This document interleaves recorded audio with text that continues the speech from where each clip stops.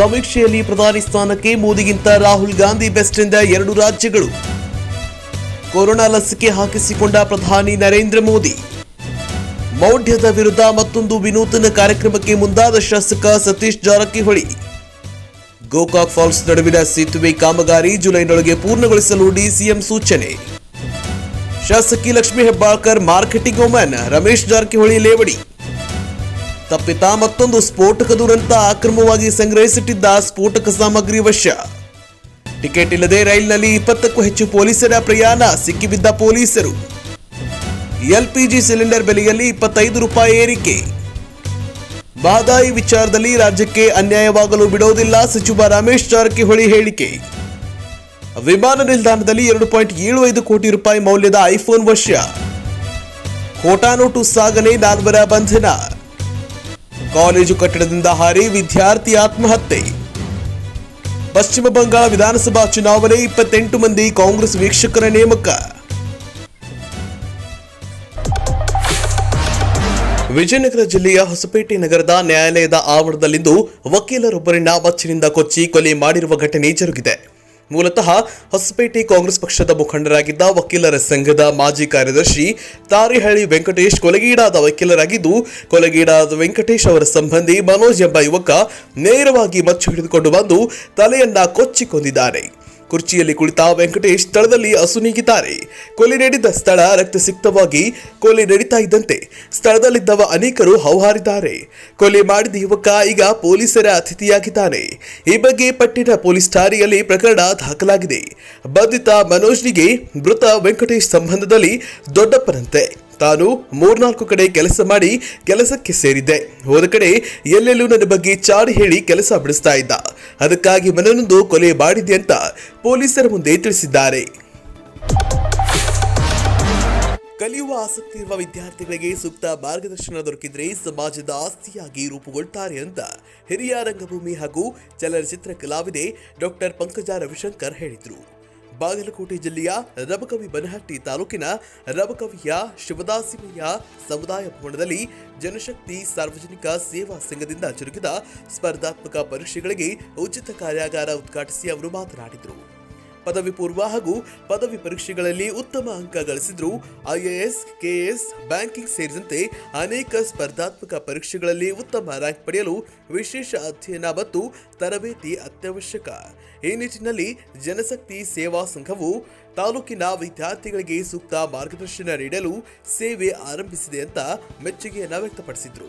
ಸಂಘದ ಅಧ್ಯಕ್ಷ ಬಸವರಾಜ ಬಾಳಿಕಾಯಿ ಮಾತನಾಡಿ, ನಗರ ಪ್ರದೇಶದ ವಿದ್ಯಾರ್ಥಿಗಳಿಗೆ ಮಾತ್ರ ಸೀಮಿತವಾಗಿದ್ದ ಸ್ಪರ್ಧಾತ್ಮಕ ಪರೀಕ್ಷೆಗಳ ಇತ್ತೀಚಿನ ದಿನಗಳಲ್ಲಿ ಗ್ರಾಮೀಣ ಭಾಗದ ವಿದ್ಯಾರ್ಥಿಗಳು ಕೂಡ ಸೂಕ್ತ ರೀತಿಯಲ್ಲಿ ತರಬೇತುಗಳು ದೊರೆತರೆ ನಗರ ಪ್ರದೇಶದ ವಿದ್ಯಾರ್ಥಿಗಳಿಗೆ ಸಮನಾಗಿಯೇ ತಮ್ಮ ಸಾಮರ್ಥ್ಯ ಸಾಬೀತುಪಡಿಸಲು ಸಾಧ್ಯವಾಗುತ್ತೆ ಅಂತ ಹೇಳಿದರು. ಯಾರ ಸಹಾಯವಿಲ್ಲದೆ ತಮ್ಮ ಬದುಕನ್ನು ರೂಪಿಸಿಕೊಳ್ಬೇಕು ಅಂತ ಹೇಳಿದರು. ಕೆಎಸ್ ಅಧಿಕಾರಿ ಡಾಕ್ಟರ್ ವೆಂಕಟೇಶ್ ಇಡೀ ದಿನ ಹಲವಾರು ಪ್ರತಿಭಾವಂತ ವಿದ್ಯಾರ್ಥಿಗಳಿಗೆ ಕಾರ್ಯಾಗಾರದಲ್ಲಿ ವಿಶೇಷ ಮಾಹಿತಿಯನ್ನ ಒದಗಿಸಿದ್ರು. ಬೆಳಗಾವಿ ಜಿಲ್ಲೆಯ ಅಥಣಿ ನ್ಯಾಯಾಲಯದಲ್ಲಿ ವಕೀಲರಾಗಿ ಕಾರ್ಯನಿರ್ವಹಿಸ್ತಾ ಇದ್ದ ದಸ್ತಗೀರ್ ಸಾಬುಲ್ಲಾ ಅವರು ಸಿವಿಲ್ ಜಡ್ಜ್ ಆಗಿ ಆಯ್ಕೆಯಾದ ಹಿನ್ನೆಲೆಯಲ್ಲಿ ಇಂದು ಅಥಣಿ ತಾಲೂಕಾ ಜಯ ಕರ್ನಾಟಕ ಸಂಘಟನೆಯ ವತಿಯಿಂದ ಸನ್ಮಾನವನ್ನ ಮಾಡಲಾಯಿತು. ಬೆಳಗಾವಿಯಲ್ಲಿ ಆರ್ಎಲ್ ಲಾ ಕಾಲೇಜಿನಲ್ಲಿ 3 ವರ್ಷ ಎಲ್ಎಲ್ಬಿ ವಿದ್ಯಾಭ್ಯಾಸವನ್ನು ಮುಗಿಸಿ ಅವರು ಅಥಣಿ ನ್ಯಾಯಾಲಯದಲ್ಲಿ 5 ವರ್ಷಗಳಿಂದ ವಕೀಲರಾಗಿ ಕಾರ್ಯನಿರ್ವಹಿಸ್ತಾ ಇದ್ರು. ಇತ್ತೀಚೆಗೆ ಅವರು ಕಠಿಣ ಪರಿಶ್ರಮದಿಂದ ಅಭ್ಯಾಸವನ್ನ ಮಾಡಿ ಪೂರ್ವ ಪರೀಕ್ಷೆಯನ್ನ ನೀಡಿ ಇದೀಗ ಸಿವಿಲ್ ಜಡ್ಜ್ ಆಗಿ ಆಯ್ಕೆಯಾಗಿದ್ದು ನಮಗೆ ಸಂತಸ ತಂದಿದೆ ಅಂತ ಯುವ ಘಟಕದ ಅಧ್ಯಕ್ಷ ಶೋಯಬ್ ಚೌಧರಿ ಮಾಧ್ಯಮಕ್ಕೆ ತಿಳಿಸಿದ್ದಾರೆ. ಈ ಸನ್ಮಾನ ಸಮಾರಂಭಕ್ಕೆ ಮುಖ್ಯ ಅತಿಥಿಯಾಗಿ ಮಹಾಂತೇಶ ವಸ್ತ್ರದ್ ಅಥಣಿ ಅವರು ಭಾಗಿಯಾಗಿದ್ರು. ನಂತರ ಮಾತನಾಡಿದ ಅವರು, ತಾವು ಈ ಚಿಕ್ಕ ವಯಸ್ಸಿನಲ್ಲಿಯೇ ಸಿವಿಲ್ ಜಡ್ಜ್ ಆಗಿ ಆಯ್ಕೆಯಾಗಿದ್ದು ನಮಗೆ ತುಂಬಾ ಹೆಮ್ಮೆ ಮತ್ತು ಸಂತೋಷದ ವಿಷಯವಾಗಿದೆ. ತಾವು ಬಡವರ ಹಾಗೂ ದೀನ ದಲಿತರಿಗೆ ನ್ಯಾಯ ಒದಗಿಸಿ ಅವರ ಪಾಲಿನ ಆಶಾ ಕಿರಣವಾಗಬೇಕು. ತಾವು ಇನ್ನೂ ಹೆಚ್ಚಿನ ಹುದ್ದೆಗೆ ನೇಮಕಗೊಳ್ಳುವಂತಾಗಲಿ ಅಂತ ಹರ್ಷವನ್ನ ವ್ಯಕ್ತಪಡಿಸಿದ್ರು. ನಂತರ ದಸ್ತಗೀರ್ ಸಾಬ್ ಅವರ ಹುಟ್ಟುಹಬ್ಬವಿದ್ದ ಕಾರಣ ಸ್ನೇಹಿತರೊಂದಿಗೆ ಹುಟ್ಟುಹಬ್ಬವನ್ನು ಕೂಡ ಆಚರಿಸಲಾಯಿತು. ಈ ಸಂದರ್ಭದಲ್ಲಿ ವಿದ್ಯಾರ್ಥಿ ಘಟಕದ ಅಧ್ಯಕ್ಷರಾದ ಜಾಫರ್ ಬಿರಾದಾರ್, ವಿದ್ಯಾರ್ಥಿ ಘಟಕದ ಉಪಾಧ್ಯಕ್ಷರಾದ ಕುಮಾರ್ ಯಾದವ್, ಸದಸ್ಯರಾದ ಪೈಂದ್ರಾಕ್ಷಿ ಕಾರ್ಯಕ್ರಮದಲ್ಲಿ ಭಾಗಿಯಾಗಿದ್ದರು. Shri Mahalakshmi commando army coaching academy. Facilities: tuition classes, physical training, lodging, army, navy, air force, CRPF, ITBP, SRPF, BSF, CISF, para commandos. Shri Mahalakshmi commando army coaching academy. Facilities: tuition classes, physical training, lodging. Army, navy, air force, CRPF, ITBP, SRPF, BSF, CISF, para commandos.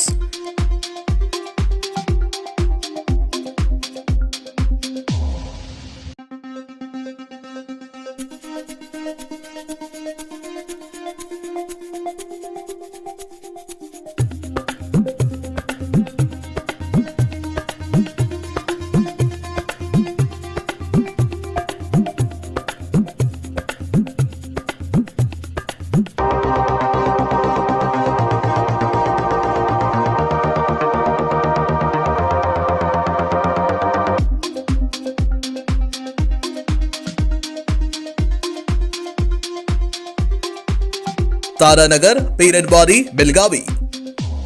Mobile number 9717248316, 8618636713. ದೇವರ ಹೆಪ್ಪರಗಿ ಪಟ್ಟಣದ ಹೊರವಲಯದ ಪಂಚಮಿ ಧಾಬಾದಲ್ಲಿ ದಿನಾಂಕ 23/2/2021 ಊಟ ಮಾಡಲು ಹೋಗಿದ್ದ ದೇವರ ಹೆಪ್ಪರಗಿ ಪಟ್ಟಣದ ಹತ್ತಿರದ ತಾಂಡಾ ನಿವಾಸಿಗಳಾದ ದಿಲೀಪ್ ಚೌಹಾಣ, ಮಹಂತೇಶ್ ಚೌಹಾಣ ಎಂಬುವರ ಮೇಲೆ ವಿನಾಕಾರಣ ಸಿಗರೆಟ್ ಹೊಗೆಯನ್ನ ಬಿಡುತ್ತಿರುವಾಗ ಹೊಗೆಯನ್ನ ಬಿಡಬೇಡಿ ಎಂದು ಪ್ರಶ್ನಿಸಿದ್ದಕ್ಕೆ ಆರೋಪಿಗಳಾದ ಸತೀಶ್ ಬೂದಿಹಾಳ, ಈಶ್ವರ್ ಸವದಿ, ಕಾಸು ವಾಡಿದಮನಿ, ಬಸವರಾಜ್ ಹಳಿಮನಿ, ರಿಂಗೇನು 84 ಸೇರಿದಂತೆ ಮನಬಂದಂತೆ ರಾಡ್ಗಳಿಂದ ಹೊಡೆದು ಗಾಯಗೊಳಿಸಿದ ದೃಶ್ಯಗಳು ಸಿಸಿ ಕ್ಯಾಮೆರಾದಲ್ಲಿ ಸರಿಯಾದರೂ ಕೂಡ ಆರೋಪಿಗಳನ್ನ ಬಂಧಿಸಲು ದೇವರ ಹಿಪ್ಪರಗಿ ಪೊಲೀಸ್ ಠಾಣೆಯ ಅಧಿಕಾರಿಗಳು ವಿಳಂಬ ಮಾಡುತ್ತಿದ್ದಾರೆ. ಆರೋಪಿಗಳನ್ನ ಬಂಧಿಸಿ ಕಾನೂನಿನ ಕ್ರಮ ಕೈಗೊಳ್ಳಬೇಕು ಅಂತ ಬಂಜಾರ ಸಮುದಾಯದ ಮುಖಂಡರು ಡಿವೈಎಸ್ಪಿ ಶ್ರೀಧರ್ ದತ್ತಿ ಅವರಿಗೆ ಮನವಿ ಸಲ್ಲಿಸಿದ್ರು. ಮನವಿ ಸ್ವೀಕರಿಸಿ ಮಾತನಾಡಿದ ಅವರು, ಈ ಪ್ರಕರಣಕ್ಕೆ ಸಂಬಂಧಿಸಿದಂತೆ ಇಬ್ಬರನ್ನ ಬಂಧಿಸಲಾಗಿದೆ. ಇನ್ನು ಉಳಿದ ಆರೋಪಿಗಳನ್ನ ಬಂಧಿಸಿ ಕಾನೂನಿನ ಮೂಲಕ ಕ್ರಮ ಕೈಗೊಳ್ತೀನಿ ಅಂತ ಹೇಳಿದ್ರು.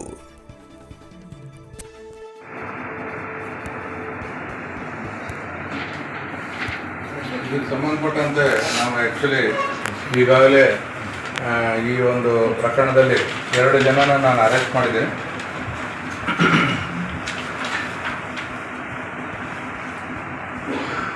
ಮೊದಲನೇ ವ್ಯಕ್ತಿ ಸತೀಶನ ಅರೆಸ್ಟ್ ಮಾಡಿದ್ವಿ. 2ನೇ ವ್ಯಕ್ತಿ ಈಶ್ವರ್. ಒಟ್ಟು 6 ಜನ ಈ ಕೇಸ್ನಲ್ಲಿದ್ದಾರೆ. 6 ಜನ ಆರೋಪಿತರಿದ್ದಾರೆ. 6 ಜನ ಆರೋಪಿತರಲ್ಲಿ 2 ಜನನ ನಾನು ಅರೆಸ್ಟ್ ಮಾಡಿ ಬಿಜಾಪುರ ಒಂದು ಸೆಷನ್ಸ್ ಕೋರ್ಟ್ಗೆ ಹಾಜರು ಮಾಡಿದಾಗ ಅವರಿಗೆ ಕಸ್ಟಡಿ ಕೊಟ್ಟಿದ್ದಾರೆ. ಇನ್ನೂ 4 ಜನನ ಅರೆಸ್ಟ್ ಮಾಡೋದಿದೆ. ನಾನು 4 ಜನನ ಅರೆಸ್ಟ್ ಮಾಡ್ತೀನಿ. ಆದಷ್ಟು ಬೇಗನೆ ಅರೆಸ್ಟ್ ಮಾಡಿ ಈ ಕೇಸ್ನಲ್ಲಿ ನ್ಯಾಯ ಒದಗಿಸ್ಕೊಡ್ತೀನಿ. ಚನ್ನರಾಯಪಟ್ಟಣ ತಾಲೂಕಿನ ಸಮೀಪದ ಪಡುವನಹಳ್ಳಿ ಗ್ರಾಮದ ನಂಜೇಗೌಡರ ಮಗ ರವಿಕುಮಾರ್ ಎಂಬುವರ ಜೊತೆಯಲ್ಲಿ ಚನ್ನರಾಯಪಟ್ಟಣದ ಗಾಂಧಿನಗರದಲ್ಲಿ ವಾಸವಾಗಿರುವ ಆಟೋ ಜಗದೀಶ್ ಹಾಗೂ ಮಂಜುಳಾ ಅವರ 2ನೇ ಮಗಳಾದ ಮಾಧುರ್ಯ ಎಂಬ ಹುಡುಗಿಯನ್ನ ಮದುವೆಯಾಗಿ 5 ವರ್ಷ ಒಟ್ಟಿಗೆ ಸಂಸಾರ ಮಾಡಿ ಒಂದು ಗಂಡು ಮಗು ಸಹ ಇತ್ತು. ಆದರೆ ಬೇರೆ ಕಾರಣದಿಂದ ಇವರಿಬ್ಬರ ನಡುವೆ ಜಗಳ ಬಂದು ಸಂಸಾರ ಹಾಳಾಗಿ ಅದೆಷ್ಟೋ ಬಾರಿ ನ್ಯಾಯಾಲಯ ತೀರ್ಮಾನ ಮಾಡಿದ್ರು ಸರಿಯಾಗದ ಸಂಸಾರ ಕೊನೆಗೆ ನ್ಯಾಯಾಲಯದ ಮುಖಾಂತರ ಮದುವೆಯಿಂದ ವಿಚ್ಛೇದನ ಕೊಡಲು ನೋಟಿಸ್ ಕೂಡ ಜಾರಿಗೊಳಿಸಿದ್ರು. ದಿನಾಂಕ 11/2/2021 ರವಿ ಮಗುವನ್ನ ನೋಡಲು ಎಂದು ಹೆಂಡತಿಯ ಮನೆ ಹತ್ತಿರ ಹೋದಾಗ ಈ ಸಂದರ್ಭದಲ್ಲಿ ಭಾವನಿಗೂ ಅಳಿಯನಿಗೂ ಮಾತಿಗೆ ಮಾತು ಬೆಳೆದು ಜಗಳವಾಗಿತ್ತು. ಈ ವಿಷಯ ತಿಳಿದ ಮಾಧುರ್ಯ ರವಿ ಅವರು ಸಾಯಬೇಕೆಂದು ತೀರ್ಮಾನ ಮಾಡಿ ಮಾತ್ರೆ ನುಂಗಿ ಗಂಡನಿಗೆ ದೂರವಾಣಿ ಮುಖಾಂತರ ತಿಳಿಸಿದಾಗ ಗಂಡ ರವಿ ಬಂದು ಹಾಸನ ಹಾಸ್ಪಿಟಲ್ಗೆ ಕರೆದುಕೊಂಡು ಹೋಗಿ ಚಿಕಿತ್ಸೆ ಕೊಡಿಸಿ ಸ್ವಲ್ಪ ಮಟ್ಟಿಗೆ ಗುಣ ಆದ ನಂತರ ಕರ್ನಾಟಕ ಮಾನವ ಹಕ್ಕುಗಳ ಸಮಿತಿಯ ಮಂಡ್ಯ ಜಿಲ್ಲಾ ಘಟಕದ ಜಿಲ್ಲಾ ಮಾಧ್ಯಮ ವರದಿಗಾರರಾದ ಪೃಥ್ವಿರಾಜ್ ಕಿಕ್ಕೇರಿ ಅವರಿಗೆ ದೂರವಾಣಿ ಮುಖಾಂತರ ನಾವು ನಿಮ್ಮನ್ನ ಭೇಟಿ ಮಾಡಬೇಕು, ನಿಮ್ಮ ಸಹಕಾರ ನಮಗೆ ಬೇಕು ಅಂತ ಕೇಳಿಕೊಂಡ್ರು. ಆಗ ರವಿ ಮತ್ತು ಅವರ ಹೆಂಡತಿ ಮಾಧುರ್ಯ ಅವರನ್ನ ಕಿಕ್ಕೇರಿಗೆ ಕರೆಸಿಕೊಂಡು ನಮ್ಮ ಸಂಸಾರ ಸರಿಪಡಿಸಿಕೊಡಿ ಅಂತ ನಡೆದ ಘಟನೆ ಎಲ್ಲವನ್ನ ವಿವರಿಸಿ ಹೇಳಿದ್ರು. ದಿನಾಂಕ 11/2/2021 ನಡೆದ ಜಗಳದ ಬಗ್ಗೆ ಅಷ್ಟರಲ್ಲಿ ಚನ್ನರಾಯಪಟ್ಟಣ ಪೊಲೀಸ್ ಠಾಣೆಯಲ್ಲಿ ಪ್ರಕರಣ ದಾಖಲಾಗಿತ್ತು. ಸರಿಯಾಗಿ ನಿಮ್ಮ ಜೊತೆಗೆ ನಮ್ಮ ಸಮಿತಿ ಇದೆ, ನೀವು ಭಯಪಡುವ ಅಗತ್ಯವಿಲ್ಲ ಅಂತ ಧೈರ್ಯ ಹೇಳಿ ಚನ್ನರಾಯಪಟ್ಟಣದ ಪೊಲೀಸ್ ಠಾಣೆಯ ಪಿಎಸ್ಐ ವಿನೋದ್ ಹತ್ತಿರ ಮಾತನಾಡಿ ಈ ಪ್ರಕರಣ ಇಲ್ಲಿಗೆ ಖುಲಾಸೆ ಮಾಡಿ ಅವರು ಜೀವನದಲ್ಲಿ ಚೆನ್ನಾಗಿ ಬದುಕ್ತಾರೆ ಎಂದು ಹೇಳಿ ಮಾತನಾಡಿ ಪ್ರಕರಣ ಕೊಟ್ಟ ಹುಡುಗಿ ತಾಯಿಯಾದ ಮಂಜುಳಾ ಮತ್ತು ಅವರ ತಂದೆಯನ್ನ ಕರೆಸಿ ನೀವು ಕೊಟ್ಟಿರುವ ಪ್ರಕರಣ ವಾಪಸ್ ತೆಗೆದುಕೊಂಡು ಅವರು ಒಂದಾಗಲು ನೀವು ಅವಕಾಶ ಮಾಡಿಕೊಡಿ ಅಂತ ಕೇಳಿದ್ದಕ್ಕೆ ಗೌರವ ಕೊಟ್ಟ ಅವರು ನ್ಯಾಯಾಲಯಕ್ಕೆ ಬಂದು ನಮ್ಮ ಪ್ರಕರಣವನ್ನ ಹಿಂಪಡೆಯುತ್ತೇವೆ ಎಂದ ಮಾತು ಕೊಟ್ಟು ಈಗ ಪೊಲೀಸ್ ಠಾಣೆಗೆ ಬಂದು ಮುಚ್ಚಳಿಕೆ ಮಾಡಿಸಿಕೊಂಡು ಕಳುಹಿಸಿಕೊಟ್ರು. ಇದೇ ಸಂದರ್ಭದಲ್ಲಿ ಕರ್ನಾಟಕ ಮಾನವ ಹಕ್ಕುಗಳ ಸಮಿತಿಯ ಸಂಸ್ಥಾಪಕರು ಹಾಗೂ ರಾಜ್ಯಾಧ್ಯಕ್ಷರಾದ ಶ್ರೀನಿವಾಸ ಗೌಡರಿಗೆ ಹಾಗೂ ಯುವ ಘಟಕದ ರಾಜ್ಯಾಧ್ಯಕ್ಷರಾದ ದೀಪಕ್ ಗೌಡ ಅವರಿಗೆ ಕೈ ಮುಗಿದು ಅಭಿನಂದನೆ ತಿಳಿಸಿ ನಾವು ಇನ್ಮುಂದೆ ಜೀವನದಲ್ಲಿ ಸುಖವಾಗಿ ಬಾಳ್ತೇವೆ, ಬೇರೆಯವರಿಗೆ ಮಾದರಿಯಾಗ್ತೇವೆ ಎಂದು ಸಮಿತಿ ಮಂಡ್ಯ ಜಿಲ್ಲಾ ಮಾಧ್ಯಮ ವರದಿಗಾರರಾದ ಪೃಥ್ವಿರಾಜ್ ಅವರಿಗೆ ಪ್ರಮಾಣ ಮಾಡಿದ್ರು. ಪೃಥ್ವಿರಾಜ್ ಕಿಕ್ಕೇರಿ, ಕೆಬಿಬಿಎನ್ ನ್ಯೂಸ್, ಮಂಡ್ಯ. ಇದು ಮಾಡಿಕೊಟ್ಟಿದ್ದಾರೆ. ಪೃಥ್ವಿರಾಜ್ ಇಲ್ಲ ಅಂತಂದಿದ್ರೆ ಇವತ್ತು ನಾವಿಬ್ಬರು ಒಂದಾಗಕ್ಕೆ ಆಗ್ತಾ ಇರಲಿಲ್ಲ, ಎಷ್ಟೇ ನ್ಯಾಯ ಮಾಡಿದ್ರು ಒಂದಾಗಕ್ಕೆ ಆಗ್ತಿರಲಿಲ್ಲ. ಬಟ್ ಪೃಥ್ವಿರಾಜ್ ಅವ್ರಿಗೂ ನನ್ನ ಕಡೆಯಿಂದ ಅಭಿನಂದನೆಗಳು, ಮತ್ತು ಕರ್ನಾಟಕ ರಾಜ್ಯ ಮಾನವ ಹಕ್ಕು ಅಧ್ಯಕ್ಷರಿಗೂ ನನ್ನ ವಂದನೆಗಳು, ಮತ್ತು ಇನ್ನರಿಗೂ ಕೂಡ ನನ್ನ ವಂದನೆಗಳು. ಮುಖ್ಯಮಂತ್ರಿ ಬಿಎಸ್ ಯಡಿಯೂರಪ್ಪನವರು ಹಲವಾರು ಸಭೆ ಸಮಾರಂಭಗಳಲ್ಲಿ ಪಂಚಮಸಾಲಿ ಸಮಾಜದ ಋಣದ ಭಾರ ನನ್ನ ಮೇಲೆ ಬಹಳ ಇದೆ ಅಂತ ಹೇಳಿದ್ದಾರೆ. ಹೇಳಿದ ಮಾತಿನಂತೆ ನಡೆಯಬೇಕು ಅಂತ ಮೂಡಲಗಿ ಪಂಚಮಸಾಲಿ ಯುವ ಮುಖಂಡ ಈಶ್ವರ ಢವಳೇಶ್ವರ ಹೇಳಿದ್ರು. ರವಿವಾರದಂದು ಪತ್ರಿಕಾ ಪ್ರಕಟಣೆ ನೀಡಿದ ಅವರು ಪಂಚಮಸಾಲಿ ಸಮಾಜದ ರೈತಾಪಿ ಕೂಲಿ ಕಾರ್ಮಿಕರ ಬಡವರ ಮಕ್ಕಳ ಶಿಕ್ಷಣ ಉದ್ಯೋಗಕ್ಕಾಗಿ 2A ಮೀಸಲಾತಿಯನ್ನ ಘೋಷಣೆ ಮಾಡಿ ನಿಮ್ಮ ಸರ್ಕಾರದ ಅವಧಿಯಲ್ಲಿ ಪಂಚಮಸಾಲಿ ಸಮಾಜದ ಋಣವನ್ನ ತೀರಿಸಿ ಅಂತ ಸರ್ಕಾರಕ್ಕೆ ಒತ್ತಾಯಿಸಿದ್ರು. ಪಂಚಮಸಾಲಿ ಸಮಾಜದ ಜನರು 2A ಮೀಸಲಾತಿಯನ್ನ ನೀಡುವಂತೆ ಸರ್ಕಾರಕ್ಕೆ ಪತ್ರ ಬರೆಯುವ ಮೂಲಕ ಪತ್ರ ಚಳುವಳಿ ಪ್ರಾರಂಭಿಸಬೇಕು ಅಂತ ಈಶ್ವರ ಢವಳೇಶ್ವರ ಅವರು ಪ್ರಕಟಣೆಯಲ್ಲಿ ಮನವಿ ಮಾಡಿದ್ದಾರೆ.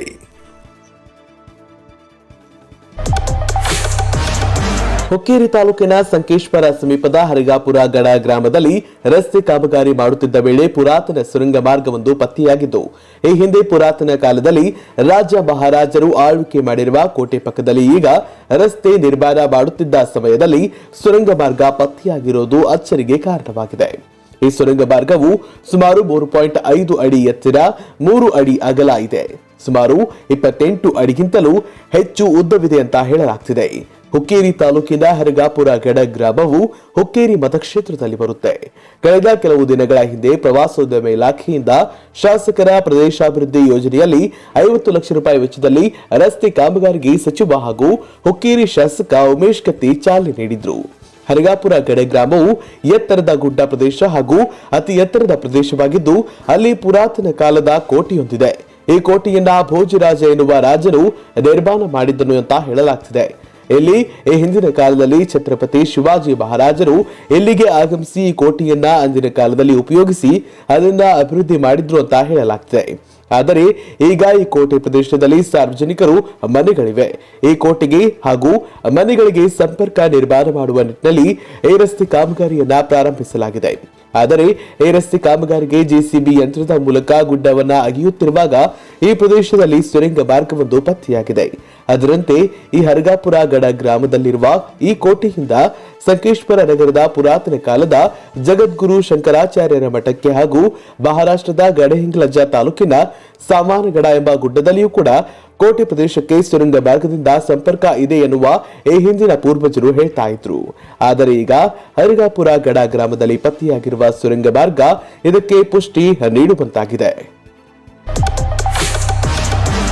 ಬೆಳಗಾವಿ ಜಿಲ್ಲೆಯ ಅಥಣಿಯಲ್ಲಿ ಕರ್ನಾಟಕ ರಾಜ್ಯದ ಉಪಮುಖ್ಯಮಂತ್ರಿ ಸನ್ಮಾನ್ಯ ಲಕ್ಷ್ಮಣ ಸವದಿ ಅವರಿಗೆ ಅಥಣಿ ತಾಲೂಕಿನ ಸಮಸ್ತ ಸಮಾಜದ ಬಾಂಧವರು ಹಾಗೂ ಹಡಪದ ಸಮಾಜದವರು ಪಾದಯಾತ್ರೆ ಹಾಗೂ ಧರಣಿ ಸತ್ಯಾಗ್ರಹಕ್ಕೆ ಬೆಂಬಲ ಕೋರಿ ಮನವಿಯನ್ನ ಸಲ್ಲಿಸಿದ್ರು.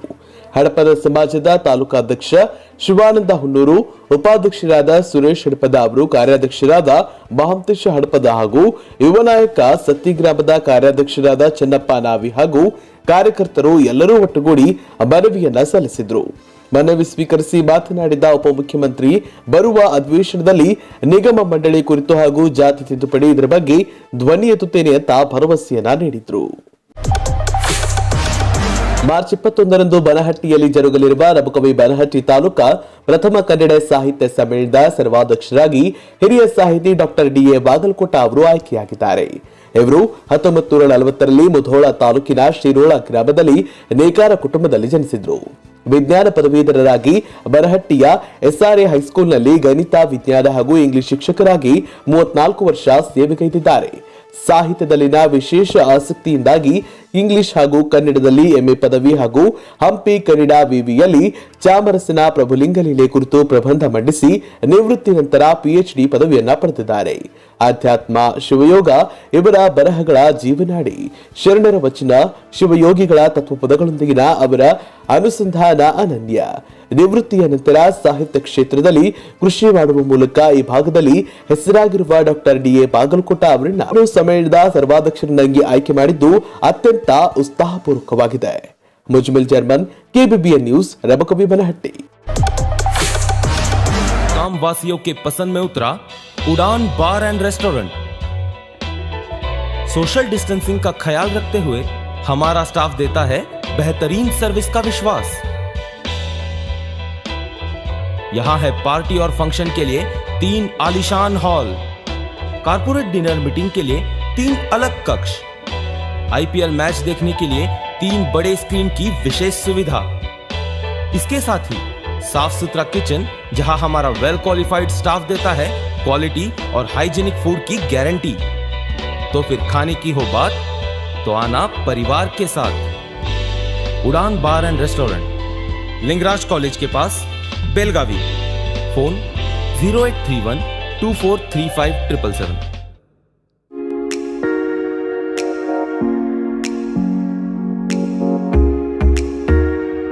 ಬೆಳಗಾವಿ ಜಿಲ್ಲೆಯಲ್ಲಿ ಗುಣಮಟ್ಟದ ಶಿಕ್ಷಣ ನೀಡುವುದಕ್ಕಾಗಿ ಶಿಕ್ಷಣ ಪ್ರೇಮಿ ಶ್ರೀ ಜಗದೀಶ್ ಸವದತ್ತಿ ಅವರು ಪೀಪಲ್ ಟ್ರೀ ಶಿಕ್ಷಣ ಸಂಸ್ಥೆಯನ್ನು ಆರಂಭ ಮಾಡಿದರು.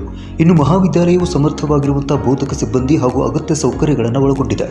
ಹಾಗೆ ಪೀಪಲ್ ಟ್ರೀ ಸಂಸ್ಥೆ ಬೆಳಗಾವಿ ಜಿಲ್ಲೆಯಲ್ಲಿ ಮೊದಲ ಬಾರಿಗೆ ಎಜುಕೇಷನ್ 4.0 ಅಭಿಯಾನವನ್ನು ಆರಂಭಿಸಿದ ಹೆಗ್ಗಳಿಕೆಯನ್ನು ಪಡೆದುಕೊಂಡಿದೆ.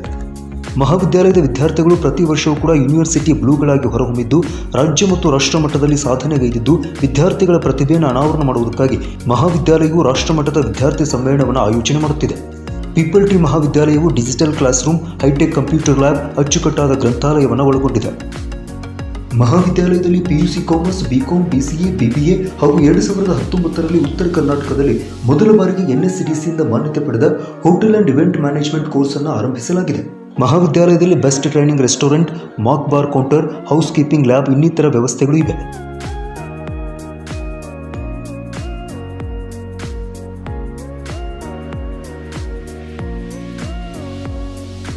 ವಿದ್ಯಾರ್ಥಿಗಳಿಗೆ ಗಾಯನ, ನೃತ್ಯ, ನಾಟಕ, ಕ್ರೀಡೆ ಇನ್ನಿತರ ಸಾಂಸ್ಕೃತಿಕ ಚಟುವಟಿಕೆಗಳಲ್ಲಿ ಮಹಾವಿದ್ಯಾಲಯ ಪ್ರೋತ್ಸಾಹಿಸುತ್ತಿದೆ. ಇನ್ನು ಇದೇ ಮಹಾವಿದ್ಯಾಲಯದಲ್ಲಿ ಓದಿದ 3,000ಕ್ಕಿಂತ ಅಧಿಕ ವಿದ್ಯಾರ್ಥಿಗಳು ದೇಶದ ಪ್ರತಿಷ್ಠಿತ ಕಂಪನಿಗಳಲ್ಲಿ ಉದ್ಯೋಗವನ್ನು ಪಡೆದುಕೊಂಡಿದ್ದಾರೆ. ಆಸಕ್ತರು ಪೀಪಲ್ ಟ್ರೀ ಶಿಕ್ಷಣ ಸಂಸ್ಥೆಯನ್ನು ಈ ಕೂಡಲೇ ಸಂಪರ್ಕಿಸಿ. ರಾಮದೇವ್ ಹೋಟೆಲ್ ಹಿಂದುಗಡೆ, ನೆಹರು